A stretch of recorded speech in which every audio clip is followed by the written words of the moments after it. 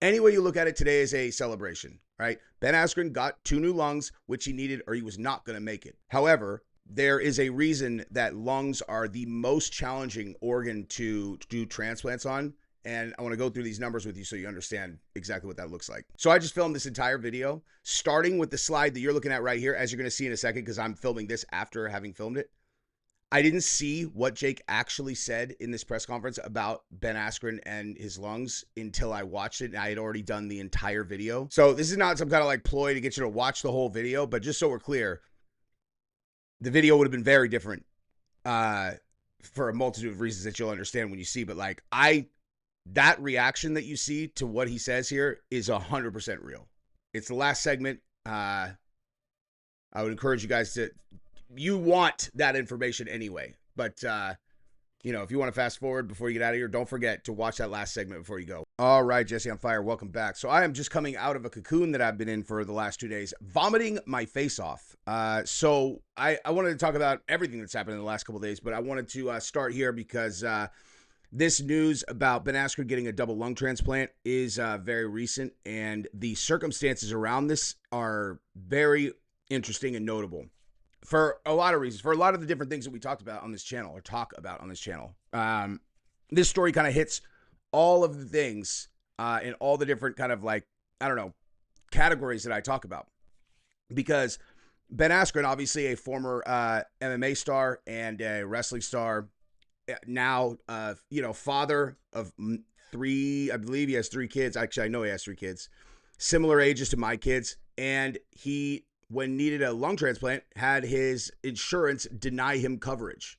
They're just like, no, it turns out in your policy, this double lung transplant that you need to save your life is not covered. And that's interesting. So we're going to talk about that.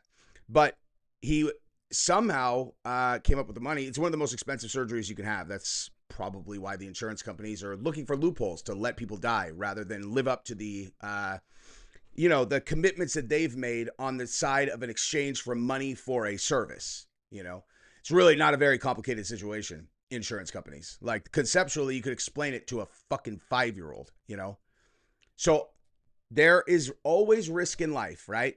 We hope we're not going to get into a car accident on our way to jiu-jitsu practice today, but in the event that we did, that would be very expensive, assuming, take health out of it. The car could cost a lot to fix. So what you do is you pay a smaller amount to a company every single month. And then if something like that ever does happen, you hope it doesn't, but if it does, then they pay for it. It's insurance. Oh, that makes sense. Yeah. So like health insurance then, could you give me an example? Mom and dad, could you tell me how health insurance works? Sure. Take the exact situation that we just laid out, except apply it to your health. Okay. Ben Askren got an internal staph infection, a very aggressive one, almost certainly MRSA. And it ate holes in his lungs. And, that sounds like a health emergency to me, right? Sounds like a fucking health emergency to me. Anyway, so we're going to get into all of that and how this ended up getting paid for, because Jake Paul, I think, said some good things on, when he was doing his fight promotion or, his press conference. By the way, hey, real quick, let's take a look at this little combo from Jake Paul in the Cesar Chavez fight, because this dude he's good, dude. He is officially a good boxer. He worked Cesar Chavez, by the way. If you haven't watched that fight, go watch it. And tell me you think that, like, hey, any like half decent strikers is going to run him over. It's like, well, he just beat a former world champion decisively. Like, ran him over. Looking for the perfect shot, I believe, and he's letting Jake get off that. If I show you more than that, I'm going to end up getting copywritten. But, yeah, go watch him, dude. He's nasty. He is a nasty, nasty boy. It's too bad that I went so hard on his brother, because I would like to chat with him, dude. But him being a, loyal brother, I doubt I'm pretty high on his interview list, given that I just torched his brother for like a year. But nonetheless, but yeah, if you guys didn't know that, he dominated and defeated Cesar Chavez Jr., destroyed him. I mean, like, this is not close. This is not even moderately close, okay? Now, another very interesting thing that happened, though, that we find out about on Twitter is that another notable person jumped in there asking to help, dude. And that would be Andrew Tate. So, look at this. So who knows Ben Askren personally and has contact with his family. Andrew Tate said the same thing. Now, I did this episode through a bout of food poisoning. So if you want to reward me by liking the video, I would appreciate that very much. And if you have not subscribed to the channel yet, I would appreciate that as well. You guys are the best. Now, obviously, the Tates and Ben Askren are not close. This is a matter of two guys, the Tates looking out for someone in the same community as them, And I'm always impressed by the consistency that is demonstrated in that regard inside the fight community or just like combat sports or martial arts community in one way or another. It's like when guys need help, people step up, man. They really do. And it doesn't always have to be Dana, although maybe it was Dana in this case too. I don't know.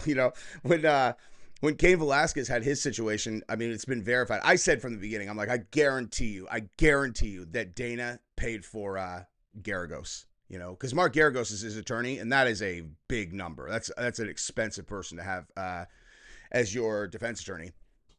And it turned out that's exactly what happened. Dana did do it. But so here's what Amy Askren put up.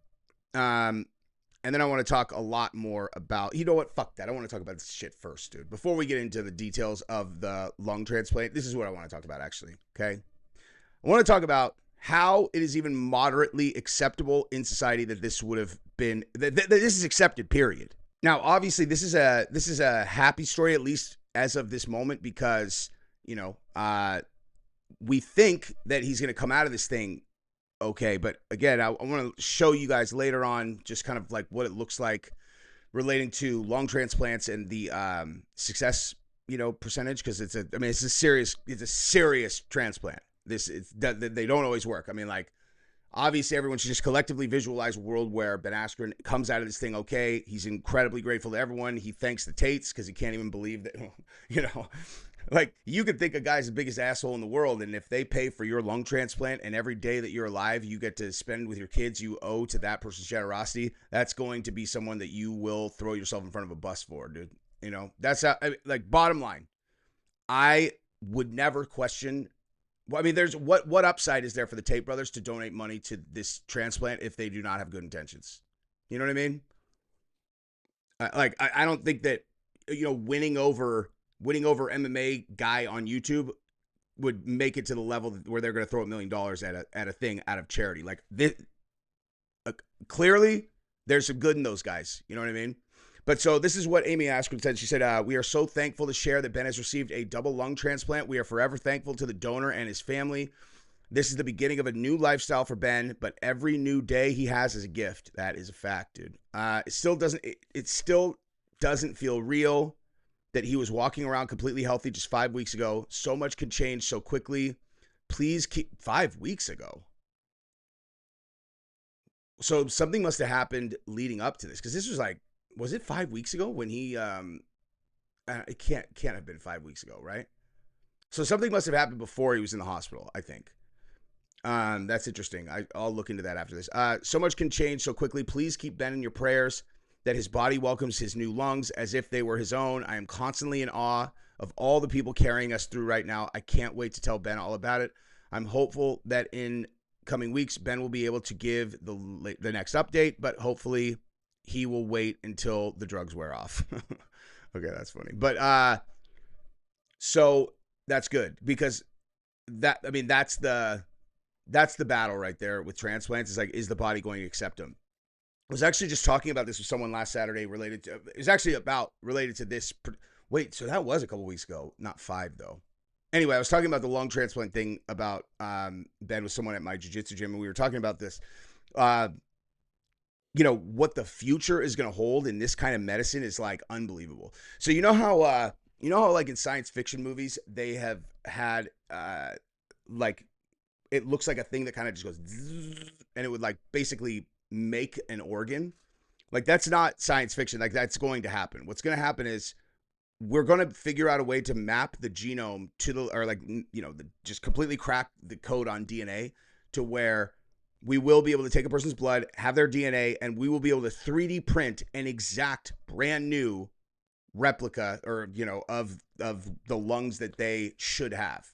I mean, I'm not saying that's going to happen in the next like 2 years, but that will happen. Now, to be clear, like we discussed, because I knew there was something bad related to the percentages and outcomes with this type of transplant.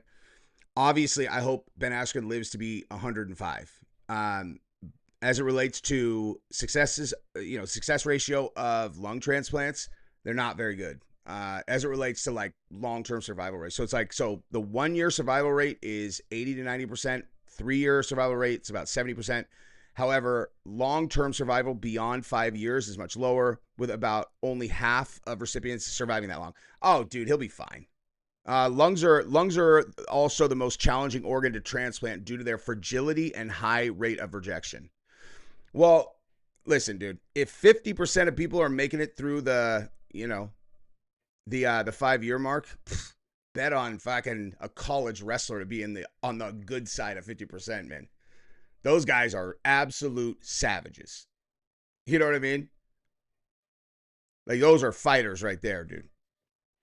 Those guys are fighters. So that's good. It says, while some individuals live for 10 years or more, long-term survival rates are lower than any other solid organ transplant. Yikes. The factors that affect the survival is patient's overall health, the success of the surgery, and the occurrence of complications like rejection or infection play a significant role in survival rates.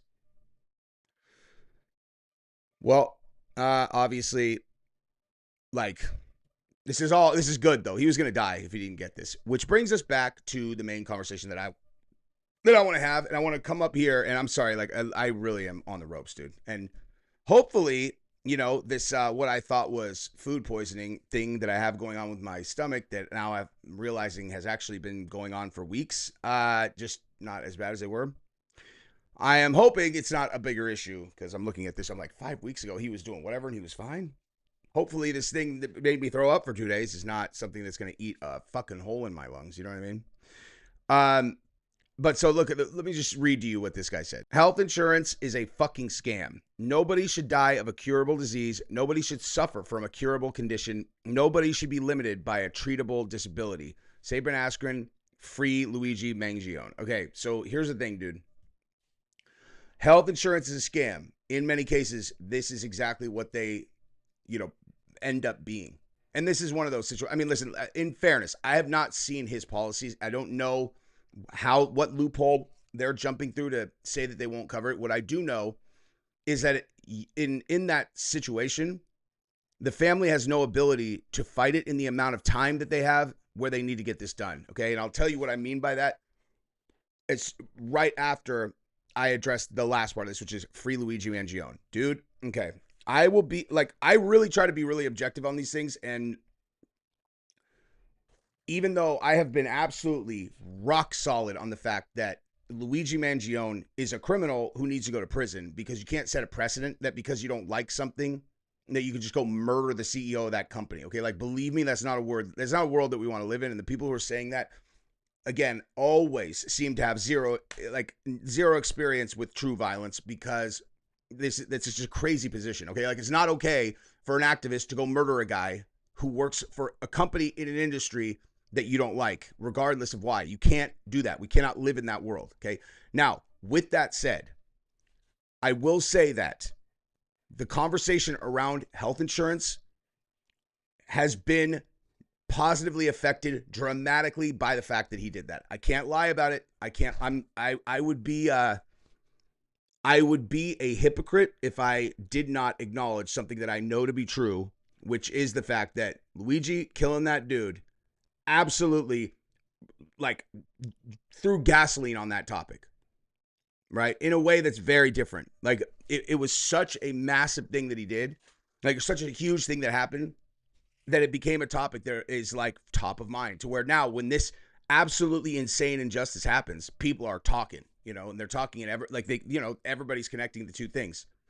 So I will acknowledge that. I don't think it's okay that he did it at all. I think he needs to be punished like any other murderer, but there is that positive outcome right there. And let me go through what I meant when I said the thing about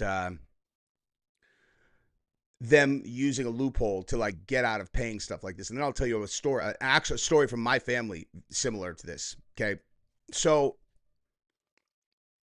the way this goes is the insurance company will make a decision, and then they'll be like, oh, well, you can appeal the decision. Oh, you can appeal the decision. Well, when someone is in need of an urgent double lung transplant, right, in order to survive, guess what? Do they have time to go through the process of appeal and all that stuff? No, they don't, because the appeals take months in some cases. Okay. Also, the reason that they, I guarantee, do not cover lung transplants is because the low success rate. That would be my guess. Okay. Because when you actually look at this, okay, when you go through these stats and you understand how few people survive past, 3 years or whatever it is, I am telling you, I would bet that that's why insurance companies try not to cover these, is because the way that their brains work is like, well, I mean, if only half the people are going to make it past however long anyway, like, why are we paying for these? They're dead already. That's the monstrous way that these lunatics think, right? And I don't know that to be a fact, that's how they're making the decision on lung transplant. It could be something else in his policy. Either way, okay, the definition of what you do is exactly this. It doesn't matter, okay? If he's going to die, like if he's going to fucking die if he doesn't get this thing, and he's been paying you insurance, like his insurance payments for months and months, for years and years and years and years and years, you don't know, okay? You don't get to just not cover it. Bottom line. And if what they're saying is, like, if this comes down to numbers and math, well, cool. Then you need to increase people's premiums or something, okay? Because or I don't know what you need to do, but your fucking business is paying for medical emergencies. That's what you do, or regular medical stuff that people have. It's like, you can't just not pay the emergency part of the insurance coverage, okay? Like, I understand that you factored in annual fucking, physicals and all that stuff. I understand that that's all factored in mathematically, and you're like, whoa, Jesus. I mean, we can't just be paying for double lung transplants. You know how expensive those are? It's like, no, I don't. You want to know how I don't know that? Is because I don't give a fuck how much it costs. That's why I pay insurance.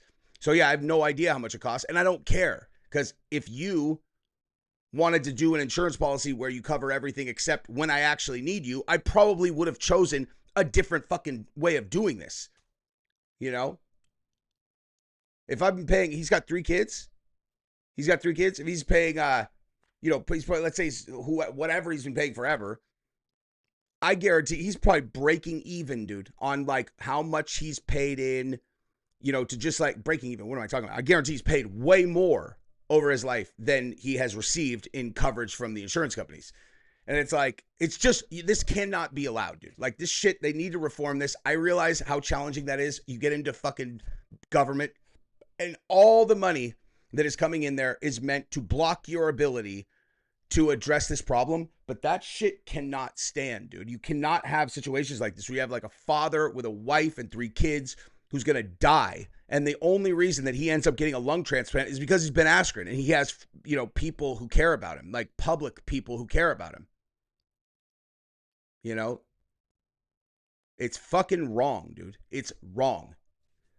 Anyway, all the best to Ben and his family. Congratulations on the new lungs. I hope that they take, obviously, and I hope that you guys, I hope you write a book about this thing, dude, and make $1 million, $10 million. I don't know. But you have a good it sounds like he's got a really good woman, dude, standing by him. She's been the one doing the updates and all that. And man, I hope all this works out, dude. Because that looks a hell of a lot like my life right there. And the thought of me out of nowhere dying is like, there's nothing that makes me more afraid than that. Everybody's scared of dying, I think, but not because of that, dude. Like, I just imagine what their life would be if I just died like that. And it's like, this looks a lot like my life right here. And it's just, this story, I'm like in it. You know what I mean? Just in terms of the impact it would have. And I'm glad that this worked out, dude. I donated insane. To his GoFundMe. Not enough it doesn't matter. I felt like I should give something. I'm glad whoever had the means to like really give something and do this whole thing. Fucking amazing job for them. It's just insane. Insurance is a fucking scam, and it's so sad. And right when you need these companies, they're not there. and it's fucked up. And his insurance denied him to get the double lung transplant, which is also one of the most expensive surgeries, which is why they denied it. And it just sucks. It sucks that no one's doing anything. I was obviously super busy this week, so we're figuring out the donation now. But none of these people like Dana or anyone stepping in. So I feel like I have to do something, and that's really all it is. It's just Did Jake pay for it? Did Jake Paul pay for his double lung transplant? Holy shit, man.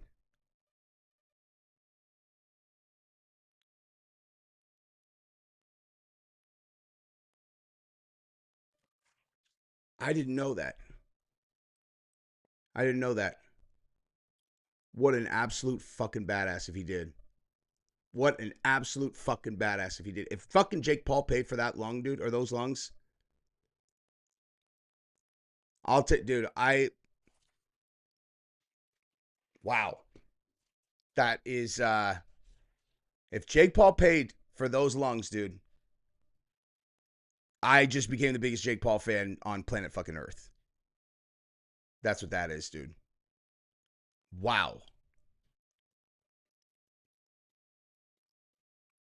Man, that is, that's amazing.